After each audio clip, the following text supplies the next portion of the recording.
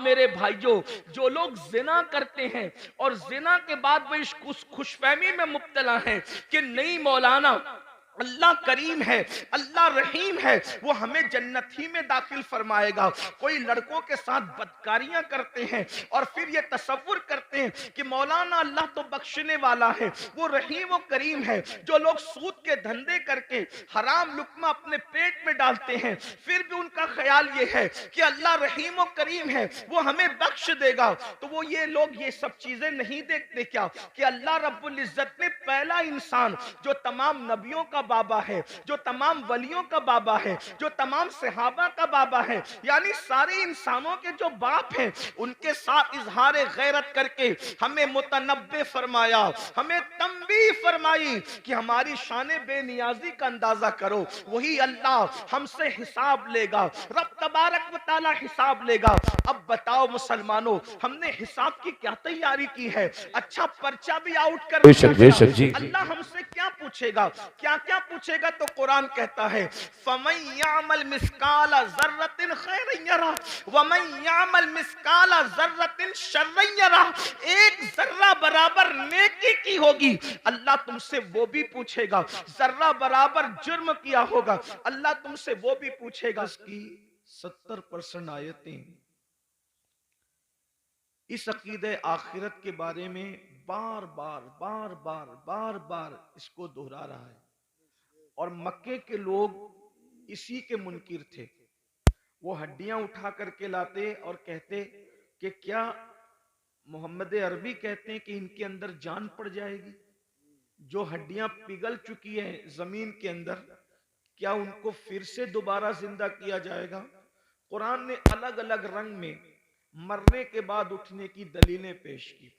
एक मकाम पर तो ये फरमाया कि जिसने पहली मर्तबा पैदा किया उसको दूसरी मर्तबा पैदा करने में क्या हर्ज है? पहली मर्तबा भी तो उसी ने पैदा किया। बल्कि कहीं पर फरमाया कि तुम लोग इनकार करते हो, कैफ तकफुरून बिल्लाहि अमवात, कि तुम इनकार करते हो, अल्लाह का इनकार करते हो जबकि तुम मुर्दा थे, जबकि तुम मुर्दा थे। फिर अल्लाह रब्बुल इज्जत दलील देता है कि फिर उसने तुम्हें जिंदा किया और फिर तुम्हें मारेगा, और अल्लाह तबारक व ताला फिर तुम्हें जिंदा फरमाएगा। अलग अलग अंदाज से कुरान मुकद्दस ने जो है वो बासे बादल मौत के अकीदे को बहुत वजाहत के साथ बयान फरमाया। और ये हमारा बुनियादी अकीदा है। जैसे अल्लाह का इनकार करने वाला मुसलमान नहीं रह जाता, वैसे मरने के बाद उठाए जाने का इनकार करने वाला भी मुसलमान नहीं रह जाता। ये अकीदा आखिरत इतना जरूरी है, और कहीं ना कहीं इस अकीदे को हम अपने दिलो दिमाग के अंदर अमली तौर पर मध्यम कर रहे हैं या उसको भूलते जा रहे हैं। पूरी दुनिया के अंदर आप जायजा ले लें कि जितने भी जराइम हैं, जितने भी गुनाह हैं, सबका जो बुनियादी तौर पर उसकी वजह अगर नजर आएगी तो ये कि इंसान मरने के बाद उठाए जाने का जो बुनियादी अकीदा है उसको भूलता जा रहा है, उसको फरामोश करता जा रहा है। अगर दुनिया के अंदर बदकारी आम हो रही है तो कहीं ना कहीं सबसे बड़ी वजह यह है कि मरने के बाद उठना और उठने के बाद जवाब देना, उसका अकीदा कहीं ना कहीं दिलों के अंदर मध्यम पड़ता जा रहा है। इसलिए कि जब एक इंसान ये सोच ले, अल्लाह अकबर, सिर्फ एक छोटा सा बच्चा ये सोच ले कि मेरे इम्तिहान होने वाले हैं, तो बच्चा भी बुजुर्गों से मिलता है। वो बच्चा जिसका पूरा अकीदतों का महवर चॉकलेट है, जिसकी पूरी मोहब्बतों का महवर खिलौना है, लेकिन जब इम्तिहानात के दिलों में मिलता है तो अपने बुजुर्गों को कहता है दुआ करिए कि मैं पास हो जाऊं, दुआ करिए कि मुझे कामयाबी मिल जाए। मुझे बताएं, अगर इम्तिहान पर यकीन एक छोटे से बच्चे को हो जाए तो वो बच्चा भी उसकी फिक्र करने लगता है कि नतीजा क्या आएगा। मुसलमानों बताओ तो सही, अगर बच्चे को इम्तिहान का यकीन हो जाए और फेल होने और पास होने के फवायद और नुकसानात पता चल जाए तो वो बच्चा पूरी ताकत झोंक देता है कि मैं किसी तरह से इम्तिहान में कामयाब हो जाऊं। छोटे बच्चे इम्तिहान के दिनों में खेलना कूदना छोड़ देते हैं, रातों को स्टडी करने लगते हैं, रात जगना शुरू कर देते हैं। अल्लाह अकबर, क्या हम अपने बच्चों से भी गैर गुजरे हो गए? उन्हें इम्तिहान के ख्याल ने खेलने से बाज रखा है, उन्हें इम्तिहान के ख्याल ने कूदने से बाज रखा है, उन्हें इम्तिहान के ख्याल ने सोने से बाज रखा है। मुसलमानों, अपना भी तो एक इम्तिहान होने वाला है, और इम्तिहान लेने वाला एग्जामिनर कौन है? वो अल्लाह रब्बुल इज्जत है, और वो खुद फरमाता है, अया सबुल इंसानु अय्युत्रका सुदा, क्या इंसान ये तसव्वुर करता है कि उससे हिसाब नहीं लिया जाएगा?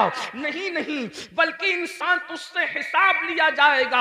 अल्लाह अकबर, अंदाजा फरमाए, और हिसाब कौन लेगा?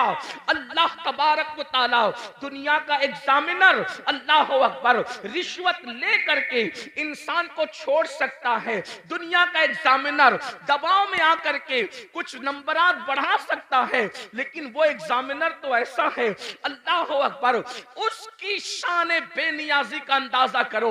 अब जरा तवज्जो फरमाना, उसकी शान बेनियाजी का अंदाजा करो। वो कैसा इम्तिहान लेने वाला है, वो कैसा सवाल पूछने वाला है, वो कैसा हिसाब लेने वाला है। अल्लाह अकबर, कि अगर मासूम शजरे ममनुआ को हाथ में ले ले, तो वो उस मासूम से अपनी गैरत की बुनियाद पर उसके कपड़े भी वापस ले लेता है, उसको जन्नत से भी निकाल देता है। और अल्लाह अकबर, फिर वो मासूम 200 साल तक के दुआएं करता है, पुकारता है। तो शान बेनियाजी का आलम यह है कि उसको 200 साल तक जवाब भी नहीं दिया जाता। अल्लाह अल्लाह, अहले सुन्नत के एतबार से हमारा अकीदा यह है कि अल्लाह आदम से नाराज न हुआ था। हजरत आदम ने कोई खता भी नहीं की थी, हजरत आदम ने कोई गुनाह भी नहीं किया था, बल्कि आदम से तो लग्जिश पैगंबराना वाक़ हुई थी, लग्जिश मासूमियत वाक़ हुई थी। उसके बावजूद भी उस पहले इंसान को जन्नत से निकाल कर कपड़े वापस लेकर, जरा यहां पर मैं आप सबकी तवज्जो चाहता हूं, इब्ने अब्बास से लेकर मुफ्ती अहमद यार खान नईमी तक आप किसी की भी तफसीर उठा करके पढ़ लें, हजरत आदम को सिर्फ जन्नत से बाहर नहीं किया गया, बल्कि जन्नत का लिबास भी वापस ले लिया गया। थोड़ी देर जरा तवज्जो करें, जिसको मस्जिद मलाइका बनाया जाता है, जिसको अपने हाथों से तख्लीक किया जाता है, जिसकी तख्लीक अपने हाथों से की जाती है, जब गैरत पर आते हैं और शान बेनियाजी का इजहार करते हैं, तो कपड़े तक वापस ले लेते हैं, ताकि आगाह हो जाओ, हमारे रहीम और करीम होने पर धोखा मत खाना, हमारी गैरत का भी अंदाजा कर लो। जब मासूम मस्जिद मलाइका बनाने के बाद जन्नत से बाहर जा रहे हैं, और सिर्फ जन्नत ही से नहीं जा रहे हैं, बल्कि कपड़े भी वापस दिए जा रहे हैं, तो बताओ तुम्हारी हैसियत क्या है, तुम्हारा क्या अंजाम होगा, तुम कहां रहोगे? और फिर कोई खता भी नहीं है, कोई गुनाह भी नहीं है, लग्जिश पैगंबराना है, उस पर जब गैरत का इजहार ये है। अब मुझे बताओ मेरे भाइयों, जो लोग जिना करते हैं और जिना के बाद वो इस खुशफहमी में मुब्तला है कि नहीं मौलाना, अल्लाह करीम है, अल्लाह रहीम है, वो हमें जन्नत ही में दाखिल फरमाएगा। कोई लड़कों के साथ बदकारियां करते हैं और फिर ये तसव्वुर करते हैं कि मौलाना अल्लाह तो बख्शने वाला है, वो रहीम व करीम है। जो लोग सूद के धंधे करके हराम लुक्मा अपने पेट में डालते हैं, फिर भी उनका ख्याल ये है कि अल्लाह रहीम व करीम है, वो हमें बख्श देगा, तो वो ये लोग ये सब चीजें नहीं देखते क्या कि अल्लाह रब्बुल इज्जत ने पहला इंसान जो तमाम नबियों का बाबा है, जो तमाम वलियों का बाबा है, जो तमाम सहाबा का बाबा है, यानी सारे इंसानों के जो बाप हैं, उनके साथ इजहार गैरत करके हमें मुतनब्बे फरमाया, हमें तंबीह फरमाई कि हमारी शान बेनियाजी का अंदाजा करो। वही अल्लाह हमसे हिसाब लेगा, रब तबारक व तआला हिसाब लेगा। अब बताओ मुसलमानों, हमने हिसाब की क्या तैयारी की है? अच्छा पर्चा भी आउट कर, अल्लाह हमसे क्या पूछेगा, क्या क्या पूछेगा? तो कुरान कहता है फमन यामल मिस्काला ज़र्रतिन खैरन यरा वमन यामल मिस्काला ज़र्रतिन शर्रन यरा। एक जर्रा बराबर नेकी की होगी, अल्लाह तुमसे वो भी पूछेगा। जर्रा बराबर जुर्म किया होगा, अल्लाह तुमसे वो भी पूछेगा। आइए, मुझे बहुत पूछने पर बहुत बड़ी बात याद आ गई है, आप सबकी तवज्जो चाहता हूं। बहुत खूबसूरत अंदाज में आप लोग सुन रहे हैं, तो दिल चाहता है कि कुछ खूबसूरत बातें आपके सामने खोली जाए, क्योंकि आप अच्छे से सुन रहे हैं। इसलिए कि जहां मजमा सुनने वाला हो तो दिल चाहता है कि कुछ दिल की बातें कही जाए। यूं तो सुनने के लिए सभी आते हैं, लेकिन आपका बड़ा अच्छा अंदाज है सुनने का। अल्लाह किससे क्या पूछ सकता है, इस बारे में कोई बेनियाज नहीं।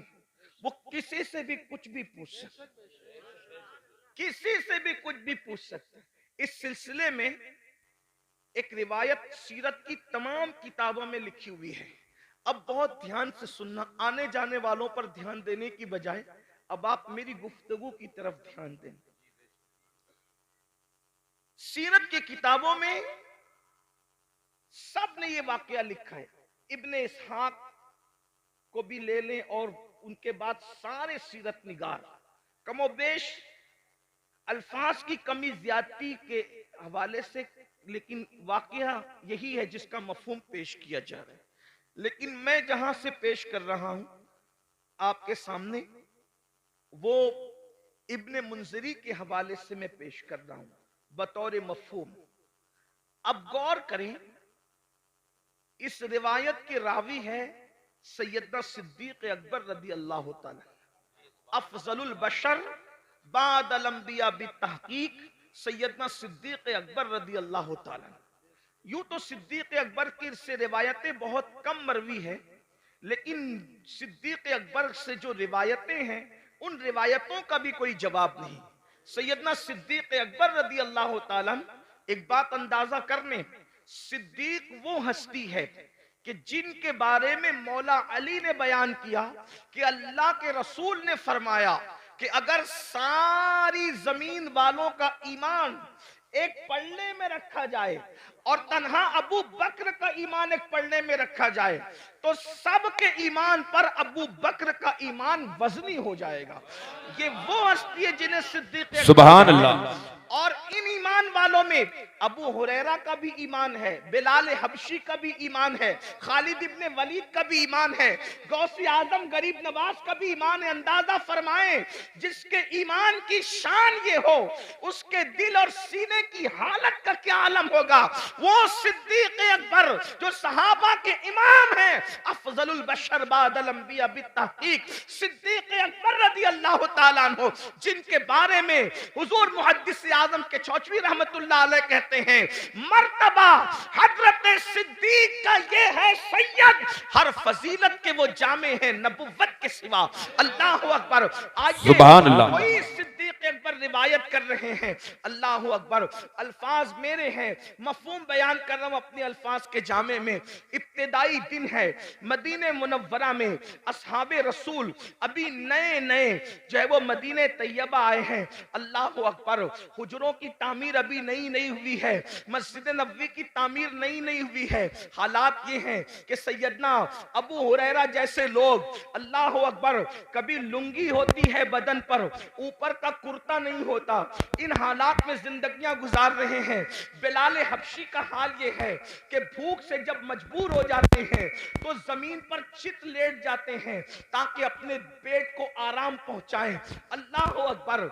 और खुद रहमत दो आलम सल्लल्लाहु अलैहि वसल्लम, जिनके नाम से आपने कॉन्फ्रेंस रखी है, उनके घर का हाल ये है कि 3-3 महीने गुजर जाते हैं तो चूल्हा नहीं जलता।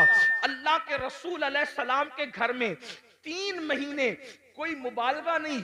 ये अल्लाह के रसूल की सबसे प्यारी जोजा उम्मुल मोमिनीन सैयदा आयशा सिद्दीका फरमा रही है।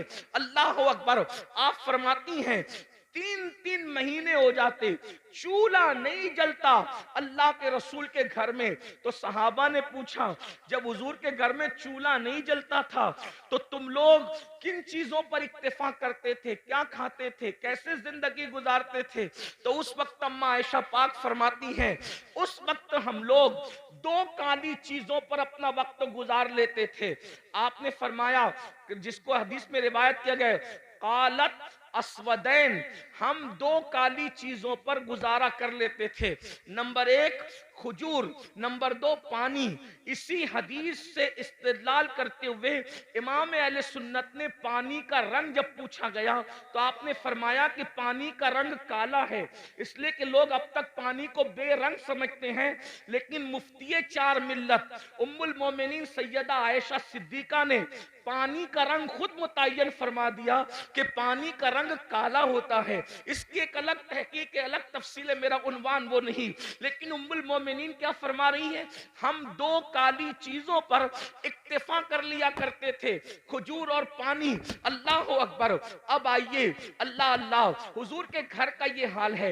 इससे मैं अपने जवानों से ये भी कहना चाहता हूँ, ये जो यूपी की जमीन पर 5 वक्त देहात देहात में अजान गूंज रही है, बिहार, बंगाल, शाम, यमन, ये जो जमीनों पर देहातों में भी आवाज अजान की गूंज रही है, इसमें हुजूर अलैहिस्सलाम की मेहनतें कितनी हैं।